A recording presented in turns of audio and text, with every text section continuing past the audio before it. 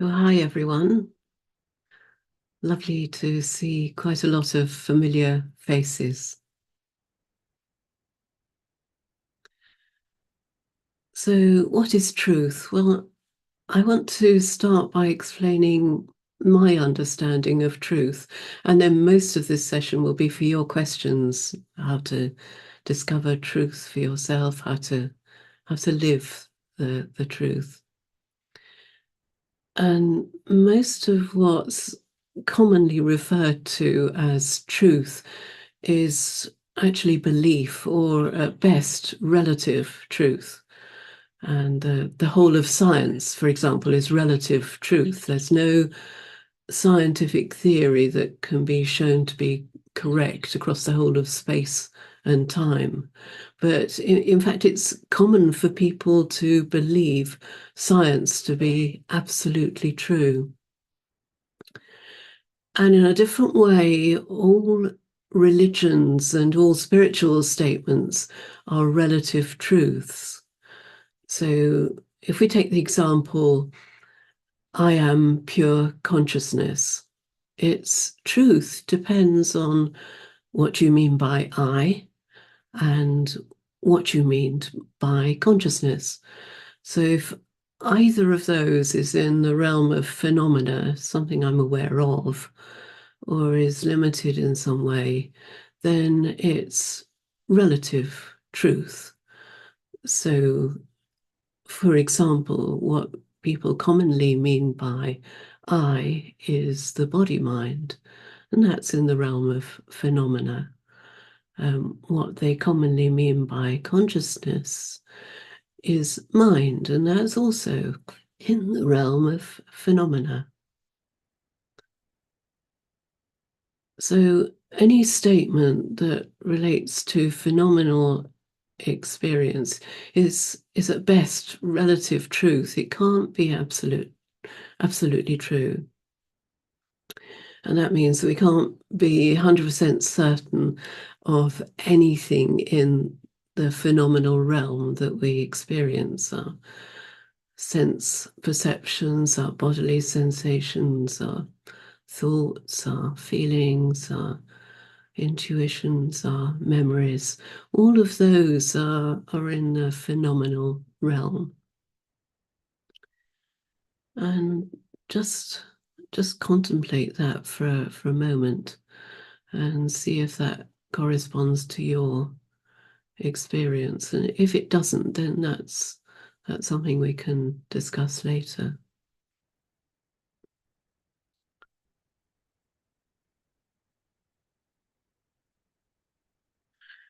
So I'm not suggesting that relative truth is not useful. It very clearly is.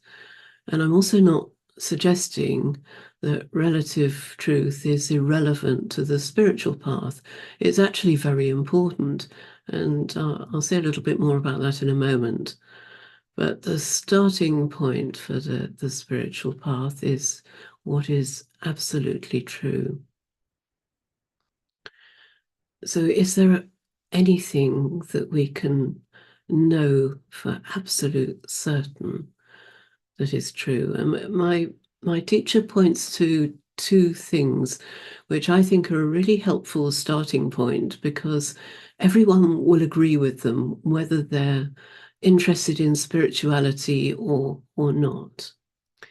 So let's take the first one. There is something rather than nothing. So that's the same as saying there is being or there is existence. And we know that because we know that I exist. And the second statement is there is consciousness or there is awareness. And again, we know that because we know I am aware. So both of those, everyone's going to agree with. You can't really disagree with those. But what's interesting about those statements is the kind of certainty that we have about them doesn't come through the senses or doesn't come through our bodily sensations, doesn't come through thought, such as conceptual arguments. So it doesn't relate in any way to our experience of the phenomenal world. It comes from another completely different channel of experience, and one which habitually we ignore. And it's different from intuition. It's a complete certainty. Everyone will agree with it. Doesn't change over time or across space. So absolute truth is what comes through that channel. Has no thoughts, no words, no images attached to it. So obviously that's not enlightenment or awakening. That's something that everyone will agree with. But there is another type of truth which is derived from those very obvious absolute truths using higher reasoning and experimentation. And it's the recognition and understanding of this type of truth that's referred to as awakening or enlightenment. So if we look at the two statements of that type, firstly, I am that, whatever it might be, that is aware of my experience. So rather than being just a body and a mind, I am that which is aware of my body and my mind. I am that which is aware of my experience.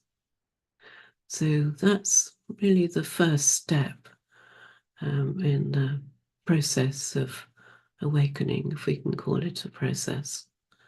And the second one is a little bit more tricky because it's sort of expressed in a slightly negative way.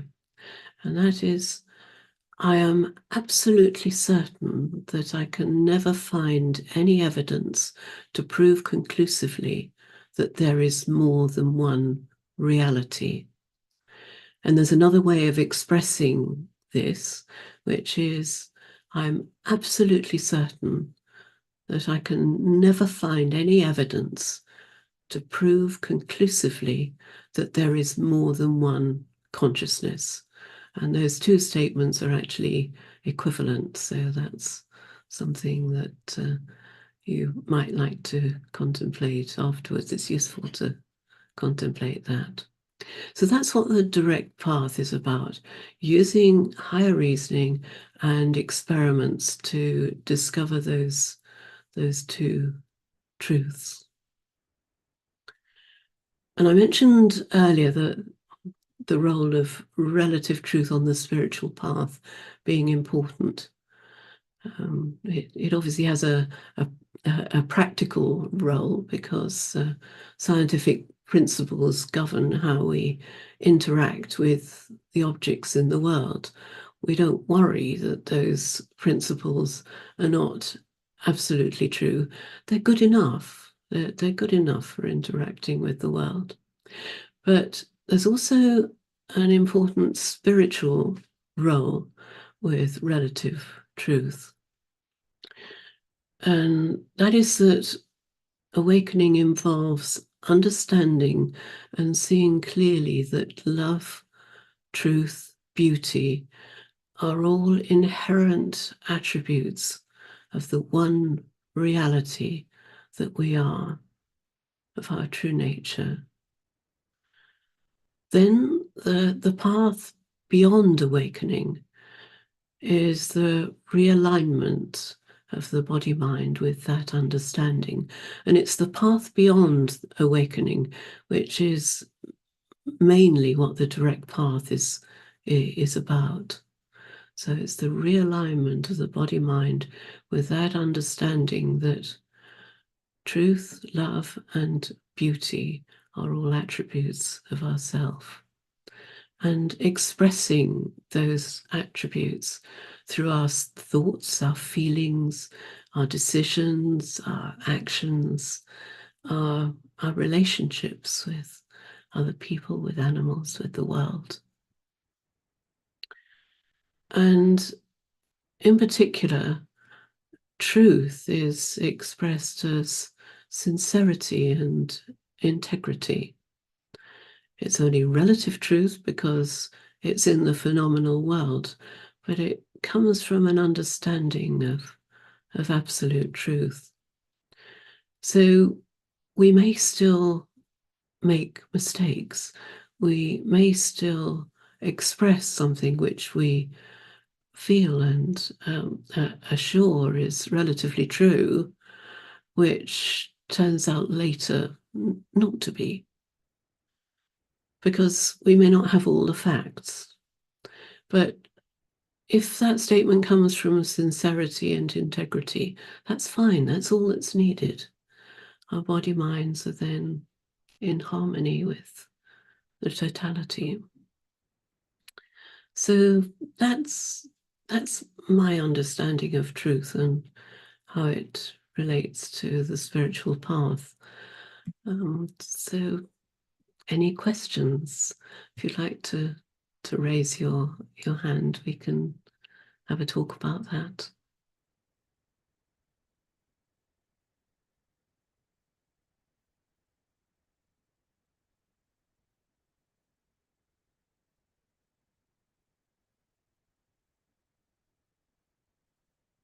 Barbara, hello, Barbara.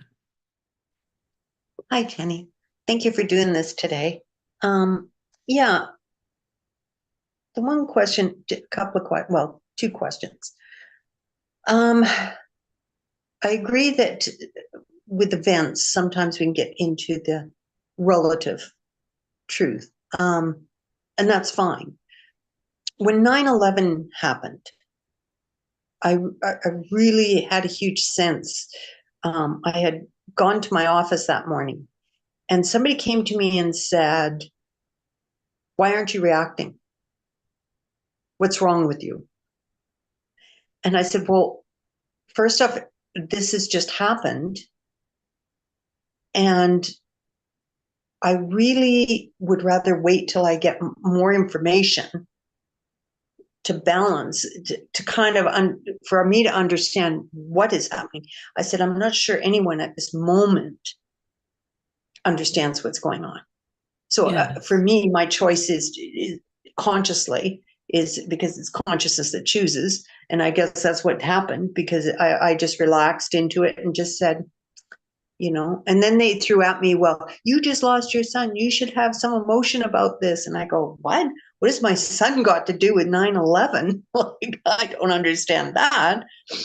So I see how sometimes the world reacts first without all the information. Yes. And then that can cause a lot of turmoil. I find that a lot of the world acts that way.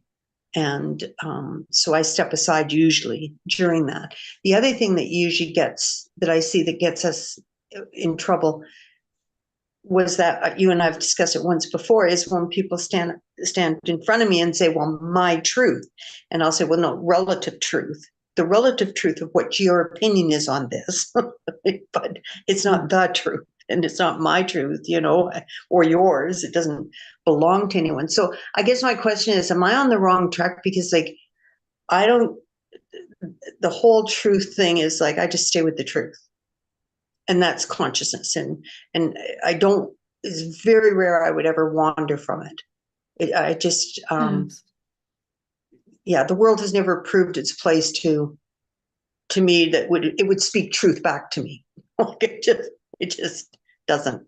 Well, So anyway, the world may speak relative truth Mm-hmm. back to you when you're with someone who is speaking from love, from integrity, from sincerity. That is the world speaking back relative truth to you, because it's in the phenomenal world. It is relative. Mm-hmm. Though I've given you 4 statements which are not relative, that come from the absolute level. That's actually all there is. Anything else is just a reformulation of one of those statements. So everything else is in the relative world. But you feel it when someone speaks with integrity. Well, I feel it when they do. I feel it in our evolve sessions, and people, many others, asking questions that come from integrity. It's beautiful. So I don't think you need to worry about that, or condemn that, or step aside from that even. Now, sometimes in terms of my truth, well, in a way, the concept of my truth is actually valid, because if it's the truth which is based on, it comes from integrity, it's based on what your particular body mind has accumulated in the way of facts, and it comes from reasoning based on those facts, then that's your truth. You've assessed, you've looked at the facts, you've developed some reasoning based on those facts, and that's your truth. That might be different from my truth. And it's interesting. I remember talking to my teacher, Francis Lucille, about the fact that two truth lovers, two people both speaking from integrity about the same thing, might come to completely different conclusions, but both with absolute integrity and sincerity. And I think it's very important to understand that, because if one's always stepping aside and saying, "Oh no, this is relative, I don't agree with you," you're kind of distancing yourself from the world. And really, this path is about, post awakening is about being fully engaging fully in the world, but doing so from love, truth, beauty, from sincerity, from integrity. And I think that for me is what is most important. Thank you. That clarifies a lot. Thank you very much. I appreciate that. Thank you.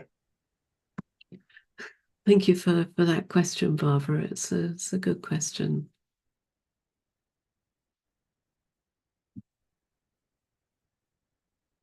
Hello, Alenka. Hi. Hello. So is it possible to have opinions? Of course. And opinions refer to relative truth. Is that correct? Yes, you have an opinion which might be based on a number of facts. So if you're going to be voting in an election, you have to have an opinion about the different parties that it's possible to vote for. And those will be based partly on facts that you've accumulated. So maybe from their manifestos or whatever they produce in the US. I don't know quite what they do there, what they say they're going to do. You're factoring into that the fact that no politician keeps to what he promises. Mm-hmm. But you're still so you're juggling a whole load of facts and probabilities and reasoning based on those facts and probabilities, and that's giving you an opinion. But then at the same time, you equally respect someone who has a different opinion and will vote for a different party.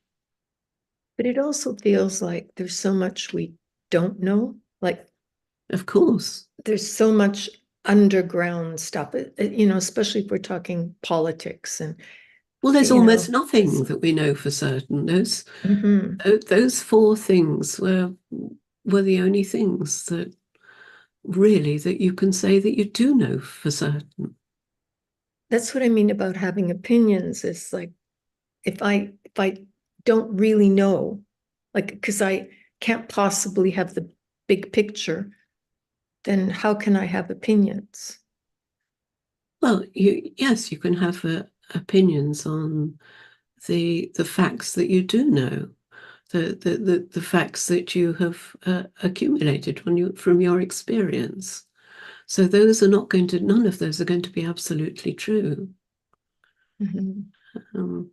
But you can operate in a practical way in the world by making a judgment on that.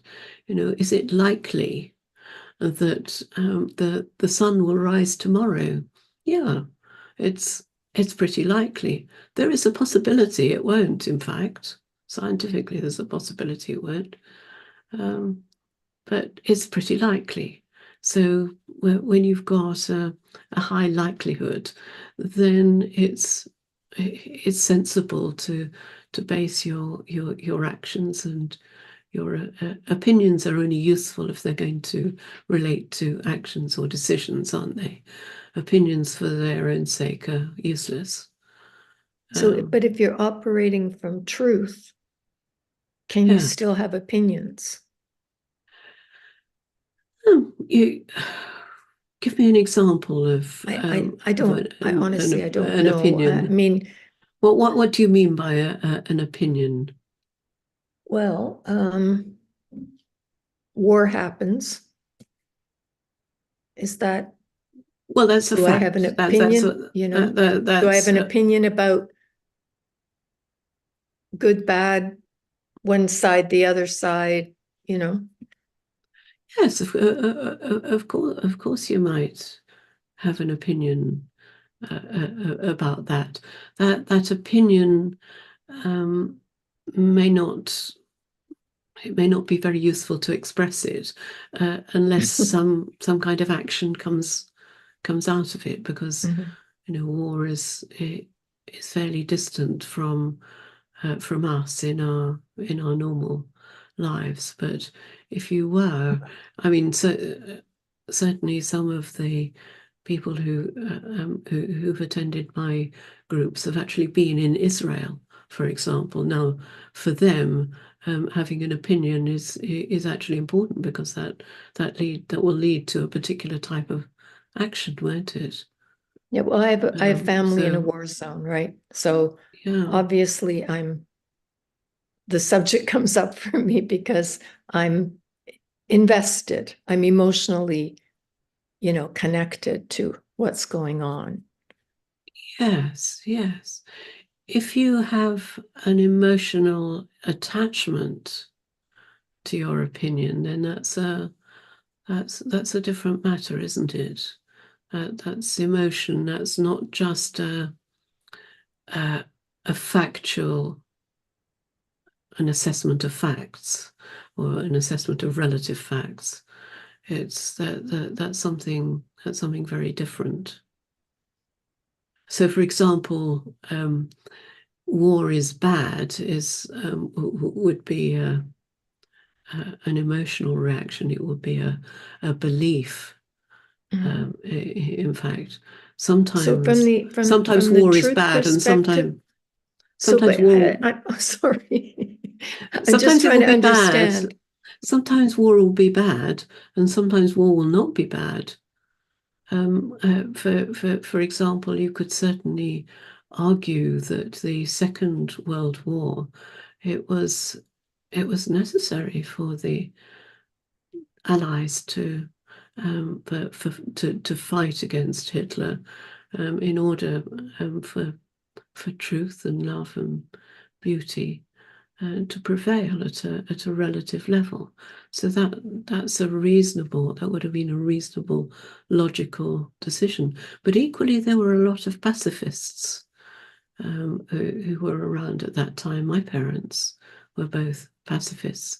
They refused to fight or engage in anything, and that's an equally valid opinion, and that was based on their understanding of the facts. There isn't a right or wrong. There isn't a good or bad.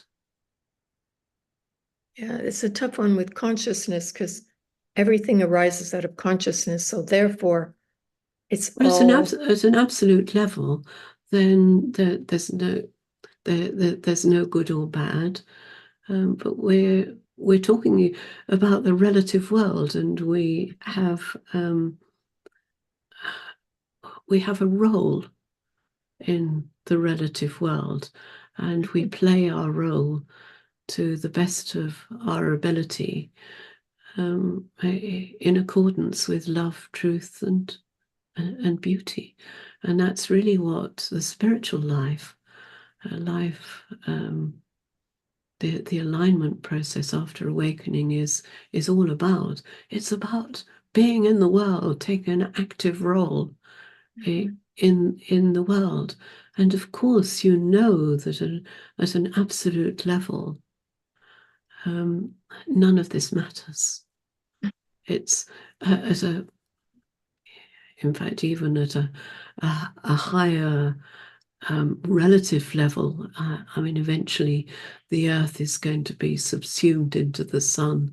The whole solar system will collapse. Sun itself will collapse or explode or something like that, and everything will be gone in the long time span. So, all of these things that we feel are very important in our role in the relative world at a higher level are not important.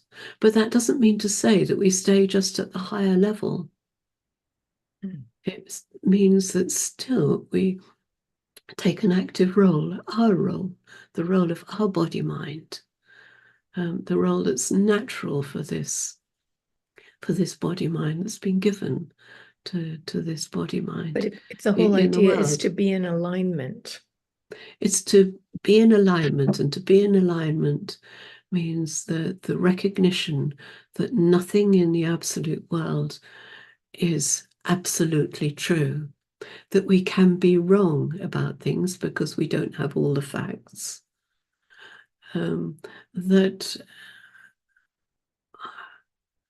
the relative world isn't ultimately important, but our life as a body-mind in the relative world, let's try to align it as best we can with the qualities, the inherent attributes of the absolute. Thank you. Thanks, Jenny. Does that make sense to you? Or are there still some conflicts in your life? It's tough because it's, yeah. Or just always see the other side. So always see both sides of everything. That's the secret, really. If you have opinions, keep them to reason and facts, not to emotion. Take the emotion out of any opinions you might have. Just keep to facts and your reasoning about them, and that again is truth and sincerity and integrity, and just remembering that everyone sees the same situation in a different way, comes from a different perspective, and it's a kind of respect for that, which I think is important. Okay, thank you. Thank you. Hello, Mary Beth. Hi. Hi. I'm reflecting on this and how it lives in my life. And you talked about absolute truth and aligning it with love, truth, and beauty and the one reality. And Yes. to me, and then expressing that love, truth, and beauty, the one reality through thoughts, words, actions. And I added silence. Silence is like non-action or not speaking. And that's kind of like the guideline that I have, and relating it to the last question and opinions, here in this world, living in the world, I do get opinions, and based on my experiences, and to live in truth with that, I try to remember that other people are entitled to their opinions as well, to allow and respect, honor the other person's truth, however they see it, wherever they are on their journey. And I was thinking about the truth too, and how my truth, even my spiritual truth, has evolved through the years. What was true in one moment isn't necessarily true in the next moment, as I gain more, use the word facts and knowledge, but it's also experience, it's knowing, and italics that grows. And what I've realized, it definitely allows me to be more present in the presence of other people's truth. And I don't think of it as, relative or this or that. I mean, they're expressing what they believe. And for me with the question, what is truth? What is this absolute truth? It's when I can feel centered, maybe in a place of peace in the midst of hearing or being witness to other truths. Not a perfect practice, of course, by any means, but a practice nonetheless, which even with, I'd love to practice it in all the little day-to-day things, all the little minutia of relationships, and then practice it also on the bigger ones, so that even in thoughts of war or the politics, I do have moments of honoring and respecting, truths that disagree with mine, but really feeling like I'm in that absolute truth, that one reality too. And it's this conversation's hard to throw into words. Yes, you are it rather than in it. What's equally important is the understanding that none of us choose our thoughts, our body minds. These body minds don't choose the thoughts that arise in them, which means they don't choose the actions that arise in them either. And there's no person doing anything. So silence when it happens is something that happens. It isn't something that, it isn't a practice that we do. We can't actually do a practice. The idea of doing a practice, what actually happens is a thought arises. It comes from the universe. It doesn't come from a limited body mind. It comes from the universe, and we follow it. And then another thought comes up. I practiced that, but that's an imposter. There was no person that practiced anything. There never is any person that practices anything. So Jean More of a remembering then? I'm sorry, that sounds like a new concept and it open isn't. to, but it's more of a remembering and an awakening awareness. When you talked about the Well, awareness, remembering isn't something that we can do either. Remembering just happens. happens, It right? just happens. Everything just happens, just like the weather just happens. Everything, all our thoughts, all our remembering, all our sinking into silence and enjoying that silence, all of that just happens. And awakening Is there not a point where you need to be open to it, though, to well, who is allow the it? I mean, who would be open? What would be open? maybe those people have those different opinions that are sometimes hard to let pass. Well, you see, there are no people. There are no separate Right. people. There are separate body minds, and opinions appear in those different body minds, but they all come from the universe. They are not people who have opinions and choose. We don't have. Oh, We correct. don't Yeah, choose that's what I try to opinions. see Yes. within what's going. Yeah, but that's. Yeah.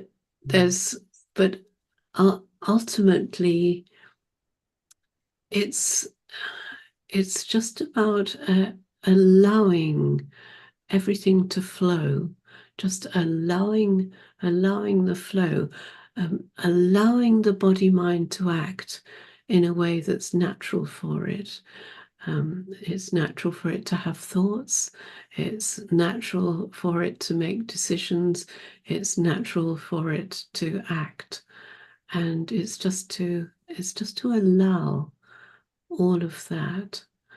And every so often, because those of us who are following a spiritual path, we will have heard so many ideas, so many things reinforced about sincerity, integrity, truth, and those ideas will come back.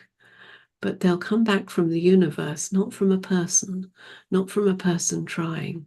They just come from the universe because this body mind has been exposed to all of those ideas, to all of those concepts, to all of those principles. Yep. Does that make sense to you? Or? Oh, yes. Yes. Yes, silence is beautiful. Jean Klein has this lovely expression, being solicited by silence. So the body mind is solicited by silence, and it just relishes being in silence. It's beautiful. Thank you. Thank you. Melanie. Hello, Melanie. Oh, thank you so much, Jenny, for this. And I've been, when knowing this was coming, I too have been reflecting on truth. And the absolute truth always seems to point to that which is unchanging and eternal. So in reflecting on what is eternal, what is always unchanging, and I came to like now, it is always now. So, yes. And also it's whatever is this, it's just this must be what is true. Whatever is you see what I'm saying? Yes, yes, exactly. Now is truth. Yes. And I was also I remembered, I'm sure you know, is the poem, by John Keats on Ode to a Grecian Urn. Yes, yes. It ends, with truth is beauty and beauty is truth. So he was really pointing to that which is divine or unchanging and is always there versus in contrast to that which is always changing or the temporal. Yes, I mean, it's a lovely poem, and what it expresses is something very beautiful, in that truth, love, beauty are all attributes or intrinsic to consciousness, to the ultimate reality, and in fact they are one. We arrive at an experience of our true nature through one or other of those routes. But when we arrive at that experience, we see that all three are there, and some others as well. Freedom is inherent. I was looking into his life, and he was like, he died when he was only 25, and he had a very troubled, John Keats says, a very troubled life, you know. Yes, he did. Yes. And he, you know, the woman he wanted to marry, he couldn't because his guardian wouldn't give him his inheritance. And then he dies at 25, and yet I guess he visited the British Museum, and he saw, I mean, it must have touched him, that beauty that was beyond all of this was, you know, that just troubled life. He could see that beauty or truth, you know. And that took him to in that moment, that took him to his true nature, didn't it? Yeah. And then there was that recognition. This is truth. Yeah. Beauty, this is truth. Yeah. The two are the same.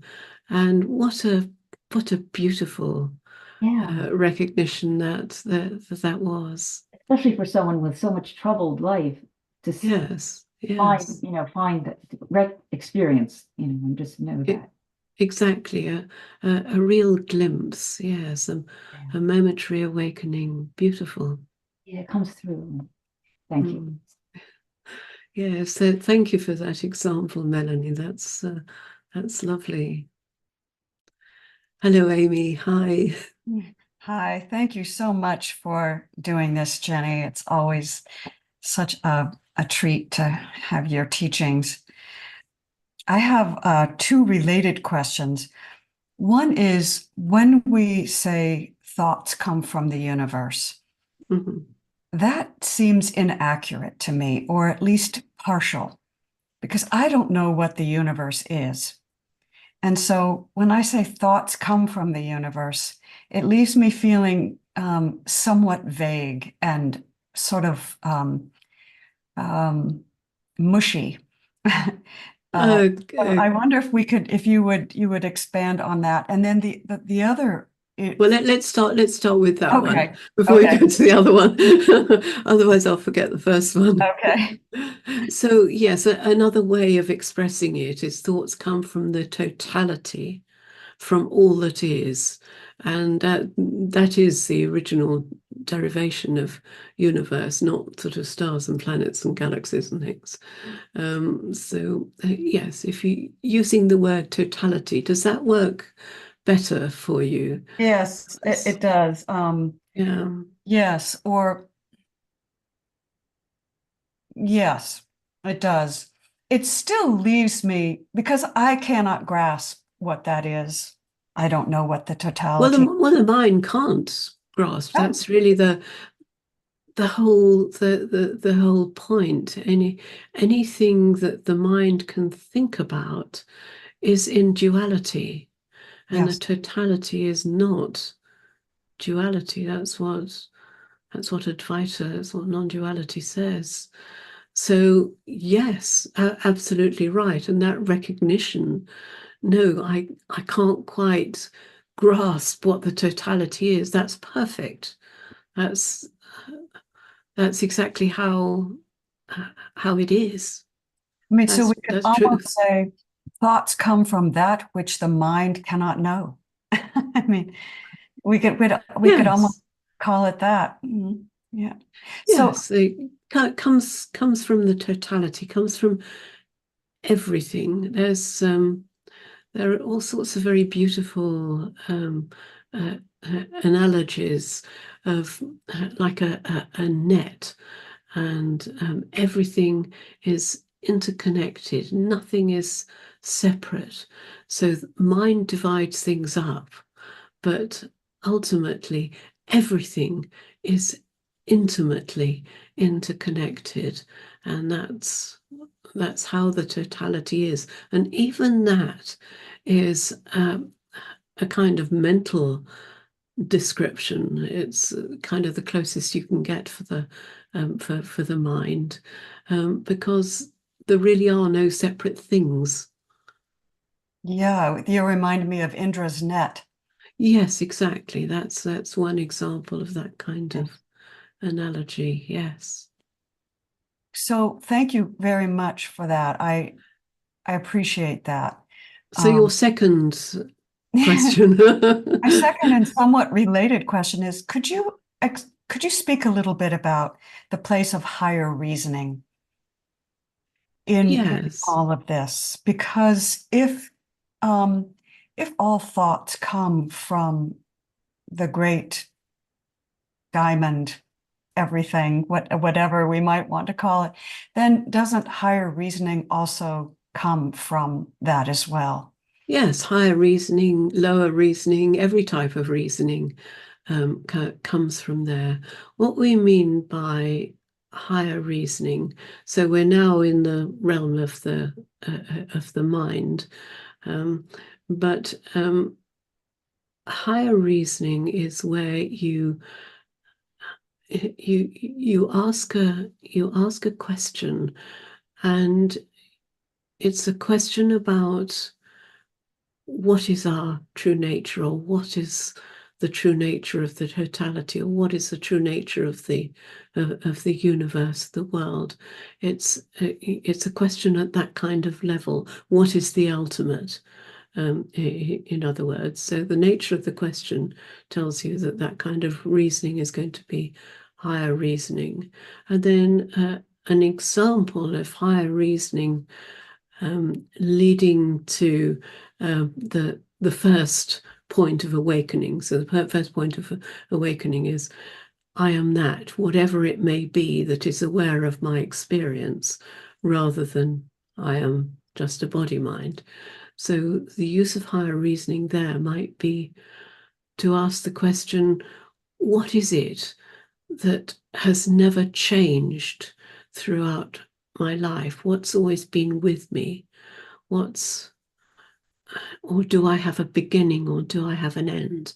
And all of these questions, they have quite an interesting effect, and any higher reasoning question will do, which is to take you to that silence. It brings the mind to a stop. And so that's really how higher reasoning works. It starts in the mind, and it starts from a question, and it may start from facts as well, but it takes you beyond the mind. Got it. That's great. Thank you very much. Thanks. I think it's yes. So I have other things that I would love to talk with you about, but I'll step aside and let others ask questions as well. Thank Well, you so much. you're welcome to ask something more if you want to. Well, when we talk about whether war is good or bad, and I think we can ask higher reasoning questions about the nature of war. Well, I think that probably is not going to be higher reasoning. I think if we're asking questions about the nature of war, then we're asking whether a particular war is justified or not, or we're asking why do people fight each other. But you see, all of those things are at a relative level, and they're staying, and the input is in the relative realm, and the output is also going to be in the relative realm. Whereas with higher reasoning, the input is in the relative realm, but the output is in the absolute realm. Yes. How what I'm thinking specifically is asking, do I have any evidence that the other is separate from me? That's And a higher reasoning question. and Yes. so if I don't have any, is there another? yes, is there such a another? thing as There another? another? And so if I ask that question, why would I want to do harm to another? Yes. Why would war be necessary? And I understand we live in a relative world and that everyone doesn't ask those questions. But it seems to me, I love Byron Katie's phrase, the defense is always the first act of warfare. And Yes. so, You know, well, war is something that happens at a relative level, and we can see for ourselves, based on our conditioning and based on what we've understood of this teaching, that we wouldn't want to do harm to another human body mind. Equally, we wouldn't want to do harm to animals or to the planet. So we can see that, but we can again, that's still staying at a relative level. If we look at why war occurs, then there are very good relative level reasons for why war occurs, and one of them is Darwin's theory of evolution by natural selection. It's very clear. We think of war as being personal. We take it in a personal and emotional way, and if we can take the emotion out, and if we can look at it as a mechanism, as something that happens as a result of the way the physical universe is constructed, the laws that it follows. Just, for me anyway, Darwin's theory of evolution is, I mean, of course it's not absolute truth, but it's just as valid as the law of gravity. And we accept the law of gravity as being something we can live by. And equally, that law of evolution, we can live by it. We can see that body minds have a particular way of behaving. There are psychological laws of the universe, as well as physical laws of the universe. So we've now taken it out of the personal level. We've taken it out of right and wrong, and that kind of level, whether war is right or whether war is wrong.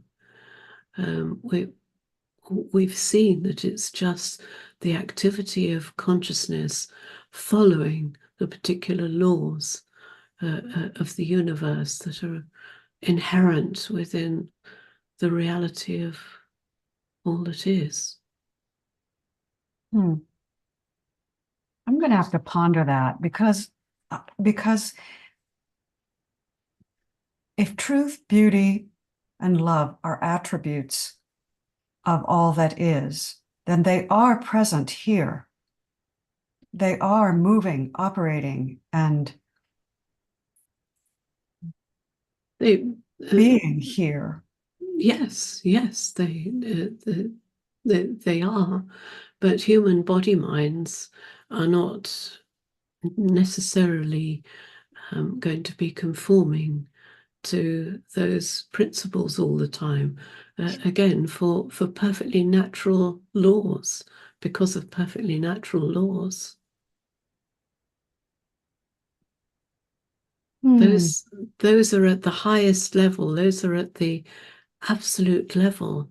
But at the absolute level, things move the way they do. Yes. There's not a God looking down on all the actions of human beings and saying this is good, this is bad, this is evil, etc. There's,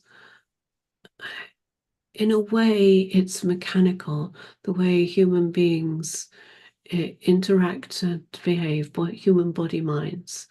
It's mechanical. Okay. And it's for each human body mind to act in the way that's natural for itself. And for some human body minds, conflict and going to war will be natural. It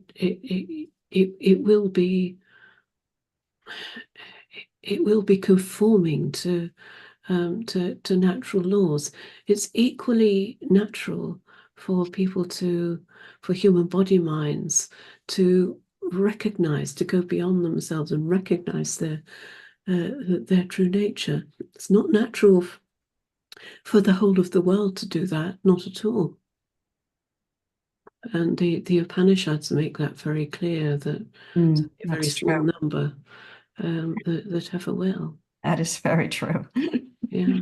Yeah. Thank you. Thank you for that. I appreciate it. Carol. Hi, Carol.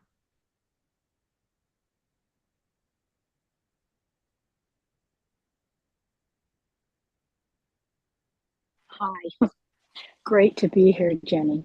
I was going to say something, and this last discussion with Amy just gave me another question.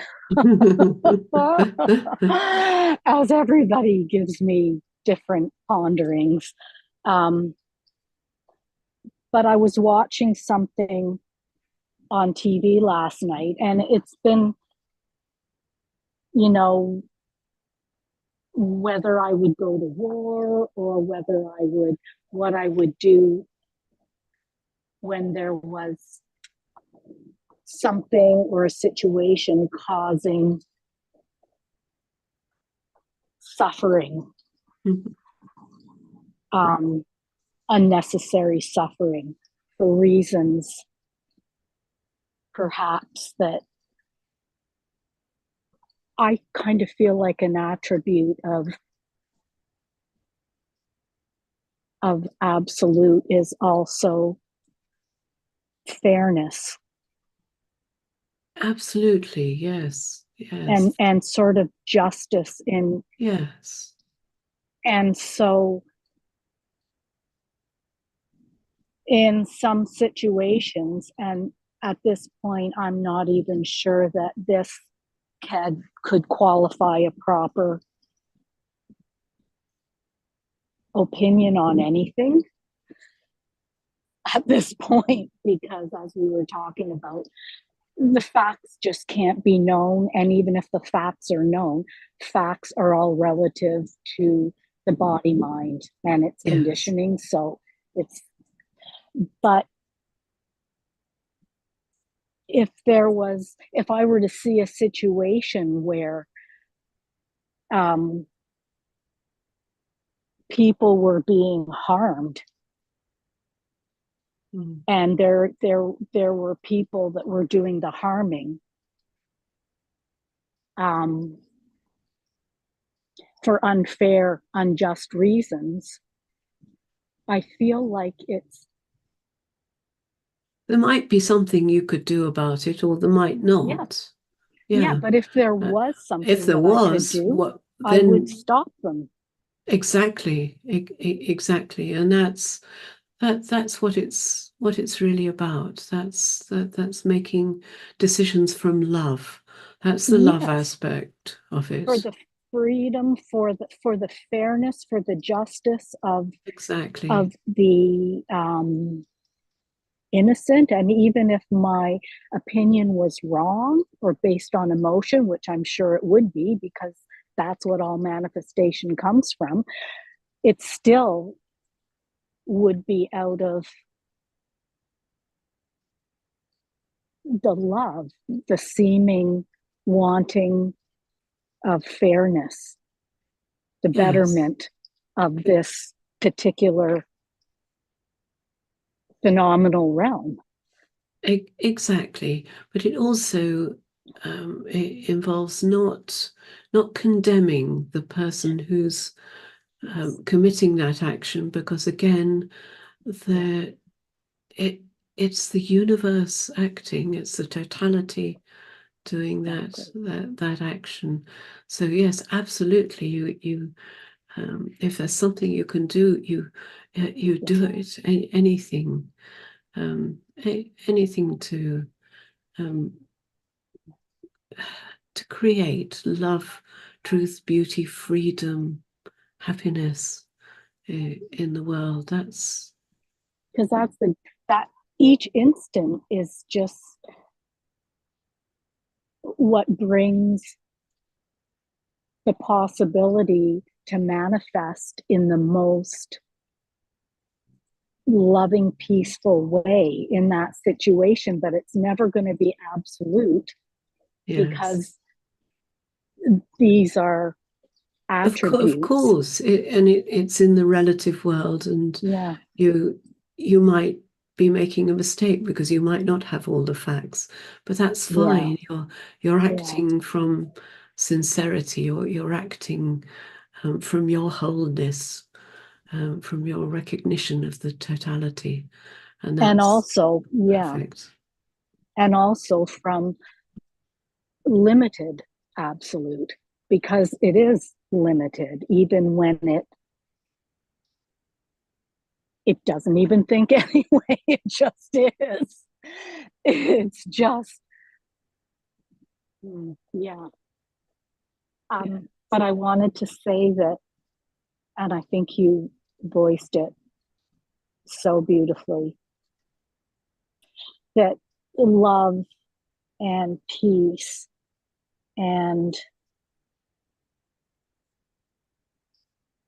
harmony are the closest attributes to the absolute. And when we experience like beauty, love, peace, it's when it's an experience that just seems to empty the mind. It's just overtaken by non-thought, just quiet. For the instant, there doesn't appear to be anything but stillness almost. Exactly, yes. And that's the closest thing that seems to be able to be experienced. Yes. To what oneness beyond this realm is. Because it's nothing, it's not even an experience. It's like almost like it is, it's a nothingness. It's the other channel of experience that I mentioned right at the beginning. It's the other channel of understanding, which is different from anything in the phenomenal realm, and you only find it through silence. Yes. That's beautiful. That's all I wanted to. Thank you so much for doing this. Thank you, Carol. I think we've got to the end of our time. William, there was someone else as well who wanted to say something, but I know you're both members of Evolve, and maybe that's something we can discuss in one of our Evolve sessions. And anyone who's not a a member of Evolve, then you'd be very welcome to join. And I have a session on Sundays, which sometimes it's meditation and sometimes it's Q&A. So thank you all. It's been lovely being with you. Absolutely beautiful, beautiful questions. Thank you. Thank you, Jenny. Much love. Love us all. Thank you, Cindy.